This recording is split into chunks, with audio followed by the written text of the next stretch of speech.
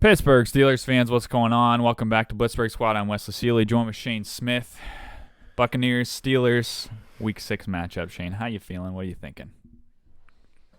Should I even ask? I'm feeling not great. Yeah. I'm just gonna kind of jump in But why, with my complaint from the get-go. You know, people maybe they want us to be happier. Sorry, people, not happening after 38-3. When your head coach comes out and says, "Okay, well everything starts with me," fine.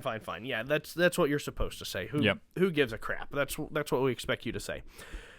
When you say that you like what our offensive coordinator is doing, that's the epitome of being insane because it has not worked for 3 years. Absolutely agreed. Did you also see that he said he has a hand in the offense?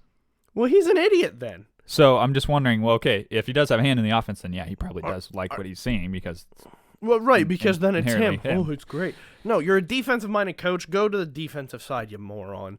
Like, Tomlin, you had 15 seasons of non-losing. Kudos to you. But this year, you're digging your heels in the wrong freaking ground right now. You need to do something. Yeah, the press conference was a little bit weird. I felt like he didn't really have too much criticism as I thought. He gave that kind of PR response, that we always say. He's like, oh, it starts with me, and we got to do better, and we got to play better. And, well, obviously, it's tough because, like, we want Matt Canada to be nixed from the system, but it's like, if you nix him, is it going to mess up Kenny's progression even more? Like, because then you got to start fresh with somebody else. It's like, well, he's going to start fresh next year anyways. Oh, definitely next year. But you almost kind of feel that it is more so on Tomlin. I mean, he even said that, but more so on Tomlin because he brought Canada back for another year. After we saw it last year and everything. So, but yeah, so it was kind of a weird press conference there, but yeah, it's everything staying the same. We're gonna roll with Canada for the rest of the year. We're just gonna learn to love it, right? Yeah, the epitome of the definition of insanity is using the same exact formula, the same exact way, week in and week out, and expecting different results. Same players, same coordinators, same scheme, and expecting all of a sudden us to just jump from 3 points to 50 points. And that's not going to happen. So you got to change it, and you got to be a little bit smarter. And I get, you don't want to tell the media, you don't want to tell the fans that things are falling apart and we suck. But at the same time, we see it, so just admit it. Like, yeah, we suck. Right the ship. Yeah, I mean, no pun intending against the Bucs here, but this is kind of a big game here. Tough game. This is at least we got the hardest game off our schedule out of the way. 38-3 Bills game. It's out of the way. I hope it's our hardest game. It's got to be, right? Like they're the best opponent on our schedule, right? Either that or the Eagles. I mean, maybe, but geez. We'll see in a couple of weeks. Yeah, we will see, but yeah, we will see. But I mean, you're talking about Brady and the Bucs coming to town. Brady's always owned the Steelers. Offense, they haven't looked that sharp though this year, in my opinion. Right. Their offense has definitely looked lackadaisical. Defense is pretty solid. They got some dudes over there. They got the better Devin. They have this guy named Devin White. They have the better Devin. And boy alive, does that look like God, that looks like a horrible trade-up. White went like... Fifth? Okay, I was going to say 6th, and we got Bush at what, 8? 10. 10, that's right. Dang. So at least it wasn't like 9 and then 10, though. That would have felt like a dagger in the heart. It feels worse enough that he fell to 10, and look at the difference. I know. That's another hour and a half long video. Okay. But we got a tough defense, probably a good offense because it's Brady against the Steelers. That means he's always Brady times 4. Well, yeah, because we're gonna play zone. Freaking zone against them. Yep. Yeah, we have no pass rush. God, they're gonna score a whole bunch on us. I'm just thinking we have no pass rush. Brady's gonna have all day. Yeah, that's the only chance of beating them. Ooh. Crap, we screwed. Okay, so let's get right into this, man. let's dive into this. We're feeling real great right now. Oh, we're feeling great. Okay, so let's talk about, as we always do, our offense first here. Kenny Pickett looked really solid. We talked about this last week. He threw the ball a ton. He threw it 52 times. He threw for under 300 yards. Has not thrown a touchdown yet, so we're waiting to see that. Hopefully see that this week. That would be great. Pickens also had a lot of good catches last week. He just keeps continuing to climb the ladder. Yep. But they're also getting him more involved, so I think that's the biggest thing. The talent was always there. He always doing his thing, but he just weren't getting the targets. So now he's getting targeted. Man, we've got to find ways to put up the points. I hope Kenny keeps on a roll. I hope they have a good week of practice. We've got to just get more points on the board, though. Yeah, we have to put more points on. And maybe last week, if we would have kicked more field goals, we would have actually shown some sort of points. But, it still would have been a blowout. Yeah. Pickens is definitely, honestly, at this point, who we need to run the offense through, Pickett to Pickens. What concerns me is I'm not 100% sure what defense the Bucs run. I have a feeling they're going to try and play tight man-to-man. Maybe that helps Pickens if he can get off and, he's got one-on-one. But most of Kenny's throws and most of his good looks came in zone coverage. And so it's a brief summary of seeing it, but it's a summary nonetheless to look at to be like, okay, he can do pretty good against zone. Yeah. How can he do against man? And so I'd like, unfortunately, our defense is so beat up and our defense is so zone productive and we don't have the corners or the, even the safeties right now with people injured in that, maybe Pickett is lighting it up in practice and it looks great, but then he goes and plays, an actual defense in the NFL, and it's kind of like, getting different looks too. Yeah. That's a good point. I would hope if Bucs do play man that I like our guys on the outside. We've already talked about this. I don't know if Freiermuth is going to clear concussion protocol, but also even Freiermuth on man coverage. I like that matchup. I like Pickens man coverage. Claypool, Johnson, like those guys are going to beat their mans. They should. I think if they're going to play man coverage, they're going to beat their guy. If Pickett does struggle with that, though, man, you've just got to figure out a different way. You've got to get maybe some more, dare I say, wide receiver screens. I mean, something, though. Get these guys out in space. Get them the ball. We haven't seen too many wide receiver screens this year, to be honest. But not a whole lot. Here's what I would say. Switch where typically Claypool and Johnson line up. I agree with that, actually. Claypool should not, at 6'4", be a slot wide receiver.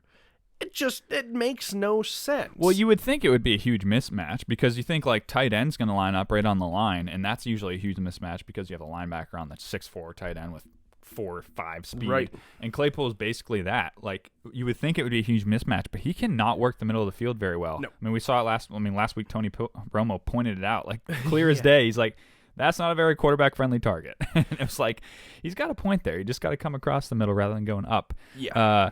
So, yeah, maybe Johnson works the middle better. Johnson has always played well when they put him in the slot, so I don't understand why they do not try that more. That's a good point. Have you heard about Calvin Austin? Is he going to be activated for this game? I don't know. I know he was designated last week. Dude, that would be sick. Put that guy in the middle. He's got some legit quickness, speed. He is speed. Shifty. Nobody has a lot of tape on him, especially because he got injured early on. A lot of speed. Pickett to Pickens, Pickett to Calvin Austin. Yeah, right? Calvin Austin. I remember seeing his tape against Sauce Gardner in college, just smoking him. I'm like, if you're doing that to Sauce, right? Whew, yeah, he's gonna have some space. That would open up so much. I feel like that crazy speed, that quickness, lateral quickness. Yeah, I haven't heard though. I mean, I saw last week he came off injured reserve, but he hasn't been activated to the active roster. Right. I think they have 4 weeks to do so. Yeah, I think you're right. And so are they going to pull we're going to wait until after the bye kind of thing? Like, please, no. He's ready to go. Come on, let's go. Yeah, it's like, come on. Get him in there. We need a and difference maker in there. Yeah. I agree. But hopefully Freiermuth, like I said too, I haven't seen if he's going to clear concussion protocol. I haven't seen. Yeah, he didn't practice today, but it's Tuesday, so it's still early. Yep. Could change. I don't know how severe that concussion was. If it's an indicator, it seems like now with the NFL, if you have a concussion in a game, you're out the following week. It just seems like they want to revamp it, make sure everybody's fine, which fine. I mean, brain damage is a severe thing, Understood. Especially if you're lying or tweaking the tests a little bit to get them back in there. Sit them out an extra week, well, but it hurts to lose them. Yeah, absolutely. And two, like we said, Freiermuth already had 2 last year. and then one this year. I mean, dude's already only been in the league now. This is his second year, so it's like it's a little scary having that many concussions in such a short period of time. Yep. 2 seasons, 3 concussions is not a good thing at all. But yeah, hopefully he can just recover fine quickly and get him back in the swing of things. Bucs defense, like we already talked about, they're a solid defense. They got some dogs. Antoine Winfield, I don't think we mentioned him. He's a great stout safety as well. Stout Carlton guy. Davis, good corner. They just have a lot of like. I think they have Hargraves as well. Oh yeah, as a corner. Yep. Who's decent. He's more of a nickel guy. They have Vita Vea. Vita Vea is legit. One of the biggest men in the NFL, and he will track you down. Levante David's another stout middle linebacker. They have a great middle linebacker duo. Yeah, solid defense. They got some just guys will just grind it out. Like Carlton Davis, never heard of this guy, just plays for him solid though. So it's solid guys. They have a stout defense, man. Yeah, until they played the Chiefs, the Bucs defense was averaging other opponents to 9 points or less. Now, last week, and I don't know if there was a defensive score by Atlanta, but last week Atlanta scored 15, but still.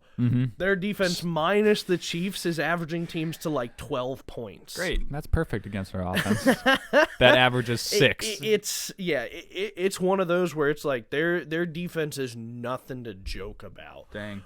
Because they just find a way to stifle you and make your defense need to play like theirs. That's rough. And that's going to be rough. That's good. It's That's great to hear. Hard. Well, I guess one last thing I'll add for the offense, and you can add something too here, but I just think the biggest thing I'm looking forward to this week is, honestly, it's just Kenny Pickett taking the next step. Watching him again will just be fun. Watching Pickens again, we already talked about this last week, but it's if we are in a rebuilding mode and just we're not really in a win it this year. So we're just along for the ride, and we're just going to have to watch these guys grow. So I think just watching Kenny take this one, we're back at home for this matchup. Yep. Maybe we can see him take another step forward and play solid. Maybe get some passing touchdowns. He's very confident in Pitt. He played there for 5 years, so at least has some familiarity. Yes, just a different logo in the middle instead. Anything you're looking from the offense this week? Yeah, I'm looking. It's going to sound weird. If Najee struggles early or doesn't look explosive early, I would like them to put Warren in more. Give him some more snaps rather than more fourth quarter. Snaps, more, because he just seems very explosive right now. And I think we're concerned about his fumbling issues, but I think one of those ways to get rid of the fumbling issues, get him more game time. Because more snaps. If the guy's not fumbling, I'm saying he's probably averaging 5 to 6 yards a touch. Yeah, and he's been solid. That's stout. I mean, you figure every 2 times he touches the ball, it's averaging a first down. Yeah, that's not bad. He's been very solid. Getting him some more snaps will obviously boost his confidence too, like you said. He's definitely the healthier one out of the two for sure. It 100%. Seems like. I mean, I don't know. They haven't said anything, but it sure looks like it. Yep. So. Yep. All right, switching it over to the defensive side of things, where the real challenge begins, in my opinion. Defensively, I haven't heard anything on Terrell. Akello, I would assume, is probably going to miss this game as well. I haven't heard any update on him. So. Like we said, it's still early in the week, but they said this. I seen a thing come up saying that 5 starters are in line, I believe, to miss on the defense. And Minka showed up on the report with a knee injury today. Still got the knee injury, the lingering knee. So I bet Minka still goes. I bet if Cam's on the, I didn't see the report, but maybe Cam, if he's on the report, both Cams actually, Sutton and Hayward. Certainly. I bet both of them play. But I don't know. I didn't hear the severity of Sutton's. Was it hamstring? Yes. Typically, if it's soft tissue, it's also typically rough. Not a 1 week turnaround kind of thing. That's what Akello, I think, is dealing with too, a hamstring. Hamstring or quad. Yeah. One of the two. Dang. Levi Wallace, concussion. Yeah. And again, if that's something to indicate how this year's gone, he's probably missing because of a concussion. If we go into this game with Josh Jackson and Arthur Mollett and James Pierre as our corners. Yeah, with our corners. Oh man, we're looking like 30 plus points we're giving up. Yeah, we'll yes, it'll be rough. Maybe If we'll that's the find case. maybe we'll find a diamond in the rough. Maybe. It'll be like Malcolm Butler. I don't foresee that, but you never know. You never know. We can stay positive. Okay, so we're dealing with some serious injuries on defense for sure. I mean, we have tons of injuries all season. and tons of scrutiny too. So for those of you that don't have Twitter, it claimed to be an accident, but I find that it's very, very hard to be an accident. That was very strange, man. A tweet came out where Cam retweeted saying that somebody else's tweet about Mike Tomlin being a fraud and Cam being the only one that tries and this and that. Cam then said that he butt retweeted it. I'm sorry, but that would take some skill on your butt, to put it PG, to be able to do that, because that would mean that it unlocked your phone, went to Twitter, clicked on it. It just happened to be that exact post that was up and you retweeted it. It would be hard to do it with your fingers not even looking at the screen, let alone just, let me just shove it in my pocket and blah, blah, blah, blah, blah. You know what I mean? Yeah. Is butt dialing really a thing anymore? No. It's just you should not have you should not have your phone in your back pockets. They're always in your front or not even on you. Yeah. And so it's one of those where like did you see him come out? Yeah. And say that I seen that he said it was an accident and he blames himself and this and that. But it's at the same time, it's just extra drama that just adds more fuel to the raging fire of negativity instead of positivity. Yeah, for Cam, it was a weird look. Like that's the last person on the roster I'd ever think seen that from. Which maybe he read it wrong, and I don't know. I guess I'll give him the benefit of the doubt because I really don't see Cam trying to divide the locker room. He's the only one I would see trying to pull everybody together. Like he is the leader of that whole team, right? And it definitely a weird look. Definitely. It's strange. The whole thing's just weird. When I saw it come out, I think I sent it to you, and I was just like, dude, this is strange. Like, what the heck's going on? It's very strange. Not normal. And so, going against, of course, none other than Brady this week. That's exactly what you want. Because Brady, even if we do get pressure, we know as soon as we touch him, the refs are going to throw a flag. What pressure, We'll talk about that later. But Mike Evans, Chris Godwin, I don't even know if Scotty Miller's in. Cameron Brate, Leonard Fournette looked like a pretty solid guy this year. It's just one after another after another after another. Gronk will probably unretire and come and play. Probably come in, play, score. Smack us for 3 touchdowns. He'll show up Travis Kelce by scoring 5 in one game. Probably not wrong. It's just... It's tough. I mean, there's no other way to put it. The Bucs offense is struggling, and I think a lot of it comes because they've had a lot of offensive line turnover. They lost their center for the year, who's a beast. I think right tackles Wirfs dealt with injuries or whatnot. They've lost. I think they're down to their third string left tackle. I think their right guard's been injured, and they're to their second string. Their line is in shambles, and yet they still win games. And it's just, we definitely have a tall task because Brady's done it for 22 years. 22 long 2 years. And he's a 45-year-old dude still slinging the rock. Yeah.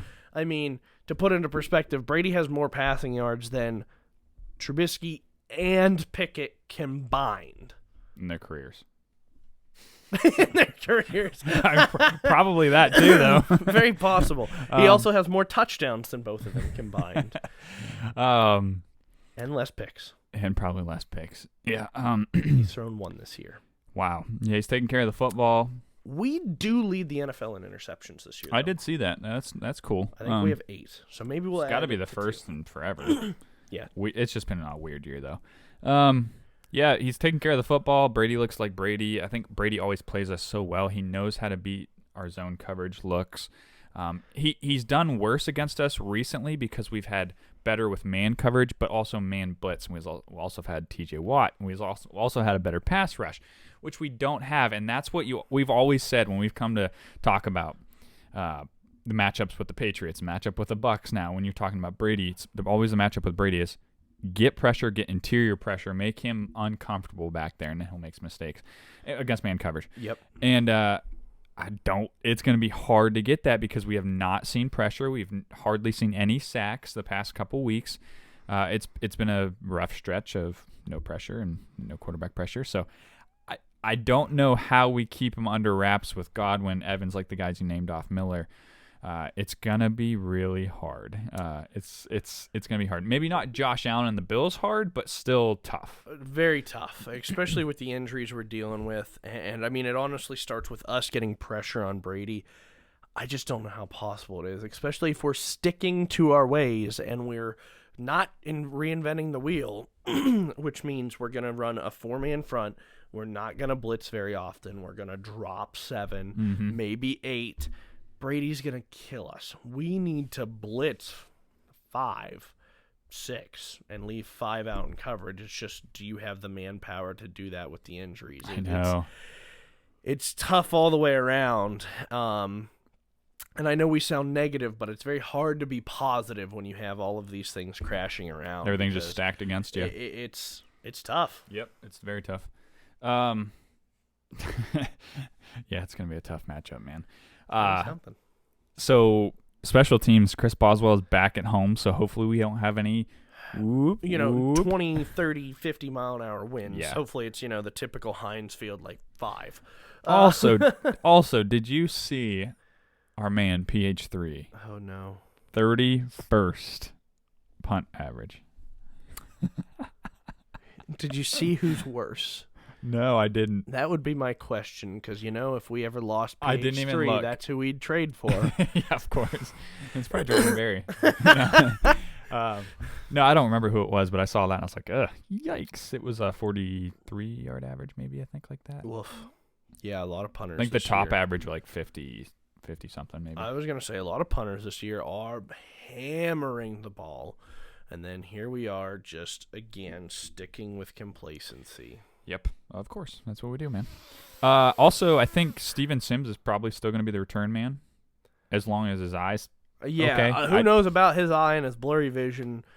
Put a new eye in. I don't know.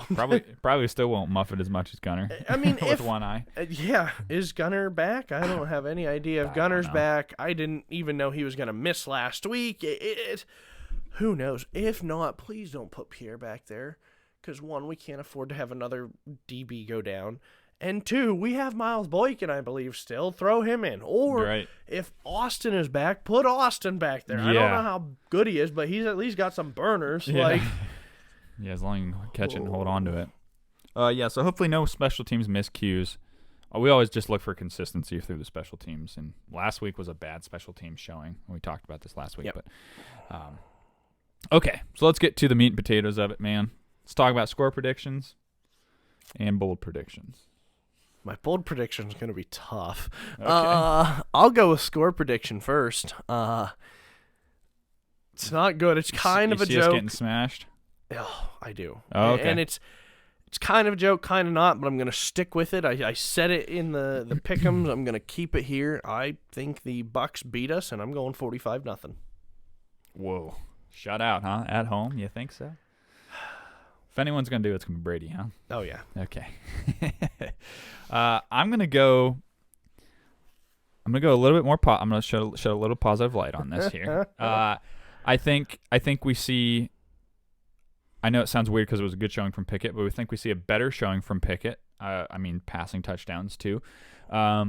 We finish drives by getting touchdowns. Make it a closer game. I think we still lose, however. I'm taking the Bucs in this one. I'm going to go with the same score as I did last week against the Bills. I was way off in that one, obviously. But if I keep going with the same score, maybe I'll get it right one of these times. Maybe. I'm going to go Bucs 27, Steelers 20. I don't think maybe it's as close as it sounds there, one-score game. I think we just kind of make it close with a late score. So, okay, bold prediction. What is it? What do you got?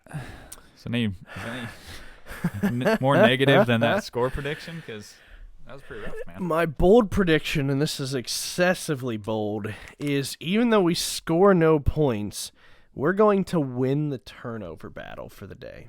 Wow, that's sad. That's sad. That's sad, man. Okay.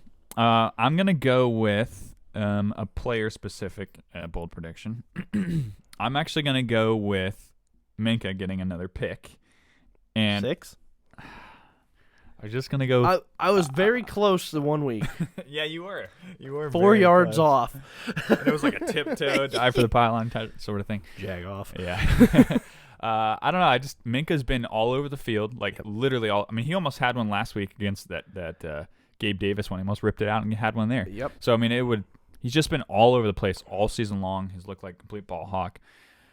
I don't know whether it's a tipped pick again, like he did against the Jets. Maybe he just steps in front of a pass against Brady. I don't know what it might be, but I don't know. I think he gets his hand on the ball again this one. So All right.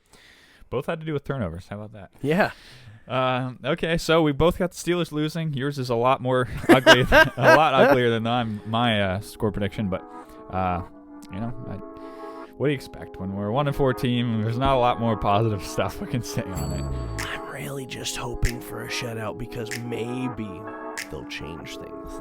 Yeah, it's got to be so bad, so bad. Yeah, unfortunately it does with the Steelers. Yeah, you're right. You're actually right about that. Okay, man. You got anything else to add for this one? Nah, I'm done talking about it. Okay, let's do it. All right. Steelers, yeah. All right, thanks for everybody joining in, listening in, wherever you're watching, listening in. We appreciate it, and we'll catch you guys in the next video. Go Steelers. Go Steelers.